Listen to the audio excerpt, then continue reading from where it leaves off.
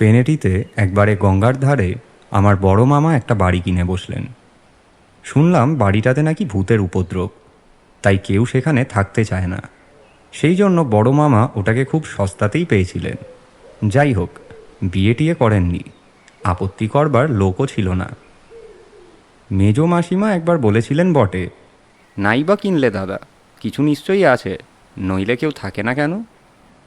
বড় মামা রেগে মেগে বাড়ির কাগজপত্র সই করবার আগে ওদের কুস্তির আড্ডার দুজন সন্ডাকে নিয়ে সেখানে দিব্যি আরামে দুরাত কাটিয়ে এলেন।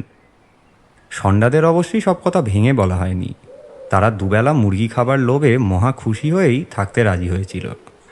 পরে আড্ডায় ফিরে এসে যখন বড় মামা ব্যাপারটাকে খুলে বলেছিলেন, তখন তারা বেজায় চটে গিয়েছিল।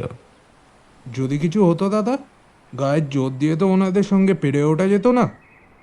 2 মাস পরে বড় মামা সেখানে রেগুলার বসবাস শুরু করে দিলেন। সঙ্গে গেল বঙ্কু ঠাকুর, তার রান্না যে একবার খেয়েছে সে জীবনে ভোলেনি। আর গেল নটবর বেয়ারা, তার 44 ইঞ্চি বুকের ছাতি।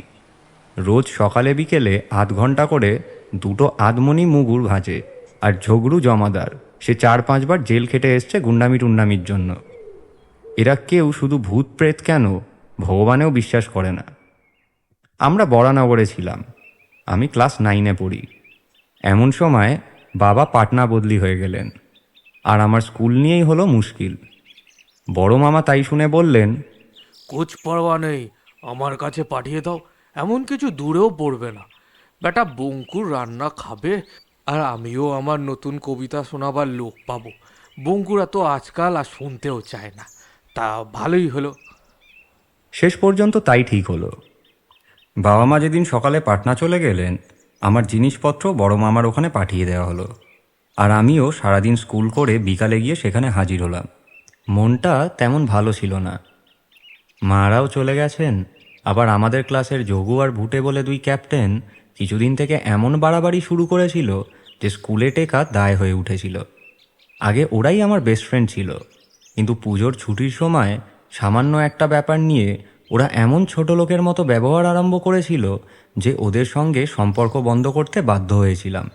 এখন ওরাই হলেন ফুটবলের ক্যাপ্টেন আর ক্লাবের সেক্রেটারি। সেদিনও ওদের সঙ্গে বেশ একটা কথা কাটাকাটি হয়ে গেছে, সে আবার অঙ্ক ক্লাসে। আমার একার দোষ নয়, কিন্তু ধরা পড়ে বকুনি খেলাম আমি। ওরা দেখলাম খাতার আড়ালে ফ্যাচ ফ্যাচ করে হাসছে। বাড়ি এসেও মনটা একটু খারাপই ছিল। একেবারে জলের মধ্যে থেকে ঘাটের সিঁড়ি উঠে গেছে বারান্দা পর্যন্ত। বিশাল বিশাল ঘর, ঝগড়ু আর নটবর তকতকে করে রেখেছে। প্রায় সবগুলোই খালি, শুধু নিচের তলায় বসবার ও খাবার ঘরে আর দোতলায় 2 শোবার ঘরে বড় মামা কয়েকটা দরকারি আসবাব কিনে সাজিয়েছেন। কেউ কোথাও নেই, বড় মামাও কোথায় বেরিয়ে গেছেন। নিচে থেকে বঙ্কুর রান্নার লুচি আলুর দম খেয়ে উপরে গেলাম। বই রেখে আমার ঘরের সামনে চওড়া বারান্দা থেকে দেখি বাগানময় ঝোপঝাপ, আম গাছ, কাঁঠাল গাছ গোটা কত গাছে। গঙ্গার ঘাট দিয়ে জবা ফুলের গাছ দিয়ে আড়াল করা একটা সরু রাস্তা একেবারে নদীর কিনারা ঘেঁষে চলে গেছে। সেখানে 3 জন মাঝি গোছের লোক মাছ ধরার ছিপ সরাচ্ছে। একজন বুড়ো আর 2 জন আমার চেয়ে একটু বড় হবে, ওখানকারই লোক বোধহয়। আমাকে দেখতে পেয়ে তারা নিজের থেকেই ডাকলো। দেখতে দেখতে বেশ ভাব জমে গেল। ওরা বলল পিছন দিকের পুকুরে আমাকে মাছ ধরা শেখাবে, শনিবার নদীতে জাল ফেলবে, নিশ্চয়ই যেন আসি। বুড়োর নাম শিবু, ছেলে 2 ওর ভাইপো সিজি আর গুজি। বেশ লোকগুলো, বাড়ির মধ্যে আস্ত না, চাকর বাকরদের এড়িয়ে চলতো, কিন্তু আমার সঙ্গে খুব দহরাম মহরাম হয়ে গেল। আমাকে সাপ কামড়ানোর ওষুধ, বিচুড়ি লাগার ওষুধ এই সব শিখিয়ে দিল। আমাদেরই বাগানে পাওয়া যায়। মামা মাঝে মাঝে খুব রাত করে বাড়ি ফিরত, আর দোতলায় একা একা আমি তো ভয় কাঠ হয়েই শুয়ে থাকতাম। শিবুদের কাছে সে কথা জানাতেই যেদিনই মামা বেরোতেন সেদিনই ওরা জলের পাইপ বেয়ে উপরে উঠে বারান্দায় বসে আমার সঙ্গে কত যে গল্প করত তার ঠিক নেই। সব মাঝিদের গল্প, ঝড়ের কথা, নৌকাডুবির কথা, কুমির আসার কথা, হাঙর মারার কথা, সমুদ্রের কত কথা। ওদিকে স্কুলের ঝগড়া বাড়তে বাড়তে এমন হলো যে ওই যোগু আর ভুটে আর নেলো বলে ওদের যে এক সাকরেত জুটেছে, এই 3 জনকে অন্তত আচ্ছা করে শিক্ষা না দিলে চলে না। শিবু বলল, বাবু, এখানে ডেকে এনে সবাই মিলে কষে পিটুনি লাগাই। বললাম, না রে, শেষটা স্কুল থেকে নাম কাটিয়ে দেব? তার চেয়ে এখানে এনে এমন ভূতের ভয় দেখাই যে বাছাধনদের চুলদারি সব খাড়া হয়ে উঠবে। তাই শুনে ওরা তিনজনই হেসে লুটোপুটি। আমি বললাম, দেখ, তোদের তিনজনকে কিন্তু ভূত সাজতে হবে, আর আমি ওদের ভুলিয়ে ভালিয়ে আনবো। তোদের সব সাজিয়ে গুজিয়ে দেব। সাজিয়ে গুজিয়ে দেবেন কেন বাবু? রং টং মাখিয়ে দেওয়ার দরকার হবে না। 3টে চাদর দেবেন। আমি সাদা চাদর গায়ে জড়িয়ে গঙ্গার ধারে ঝোপের মধ্যে এমনি এমনি করে হাত নাড়তে থাকবো আর ও ও শব্দ করব। দেখবেন ওনাদের পিলে চমকে যাবে। ছেঁড়া চাদর 3টে দিয়ে দিলাম। সত্যি ওদের বুদ্ধির তারিফ না করে পারলাম না। ভালোই হবে, তাহলে আমাকে কেউ সন্দেহ করবে না। বাড়িটার একটা অপবাদ তো আছেই। শুক্রবার স্কুলে গিয়ে যোগু আর ভুটেদের সঙ্গে কথা বন্ধ করলাম।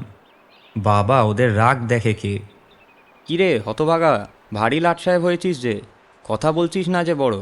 বললাম, মেয়েদের সঙ্গে আমি বড় একটা কথা বলি না, ব্যাচেলার মামার শিক্ষা। তারা তো রেগে কাঁই। মেয়েদের সঙ্গে মানে? মেয়েদের আবার কোথায় দেখলি?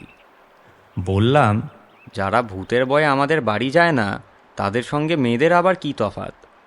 যোগুর রাগে ফোঁসফোঁস করতে করতে বলল, যা মুখে আসবে খবরদার বলবি না গুপে।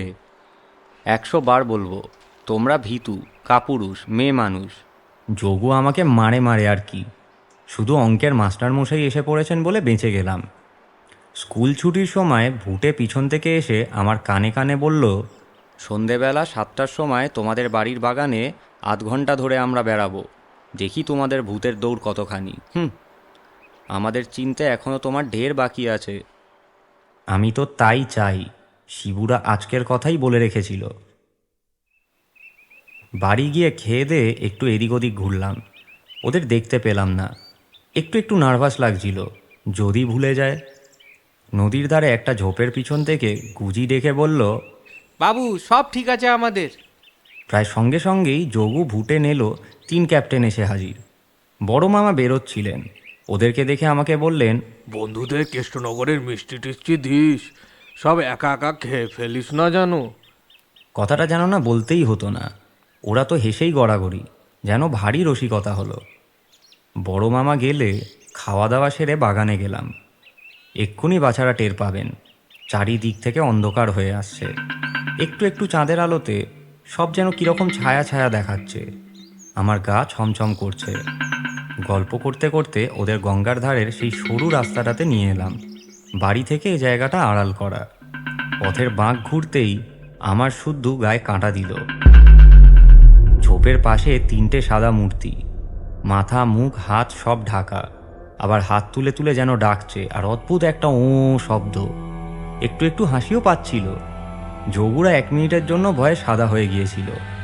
তারপর আমার দিকে তাকিয়ে, তবে রে হতভাগা, চালাকি করার আর জায়গা পাসনি বলে ছুটে গিয়ে চাদর শুদ্ধ মূর্তিগুলোকে জাপটে ধরল। তারপরের কথা আমি নিজের চোখে দেখেও বিশ্বাস করতে পারছি না। তোমরা আর কি বিশ্বাস করবে? ছোঁবা মাত্র মূর্তিগুলো যেন ঝরঝর করে হাওয়ায় মিলিয়ে গেল। শুধু চাদর 3টে মাটিতে পড়ে গেল। যোগু ভুটে নিল তক্ষুনি মূর্ছা গেল। আমি পাগলের মতো ও শিবু, ও সিজি, ও গুজি করে ছুটে বেড়াতে লাগলাম। গাছের পাতার মধ্যে দিয়ে ঠান্ডা বাতাস বইতে লাগলো। আর গোলযোগ শুনে বঙ্কু, নটবার আর ঝগড়ু হল্লা করতে করতে এসে হাজির হলো। ওরা যোগুদের তুলে ঘরে নিয়ে গিয়ে চোখ মুছে জল দিল। আমার গায়ে মাথায়ও মিছিমিছি 1 বালতি জল ঢাললো। মামাকেও পাড়া থেকে ডেকে আনা হলো। এসেই আমাকে কি বকুনি, বল লক্ষ্মী ছাড়া চাদর নিয়ে গিয়েছিলি কেন? যত বলি শিবু, সিজি, গুজির কথা, কেউ বিশ্বাসই করে না। তারা আবার কে? এতদিন আছি, তাদের তো কোনোদিন দেখিনি শুনিনি। এ আবার কি কথা? আন তাহলে তাদেরকে খুঁজে। কিন্তু তাদের কি আর কখনো খুঁজে পাওয়া যায়? তারা তো আমার চোখের সামনে ঝরঝর করে কপুরের মতো উবে গেছে।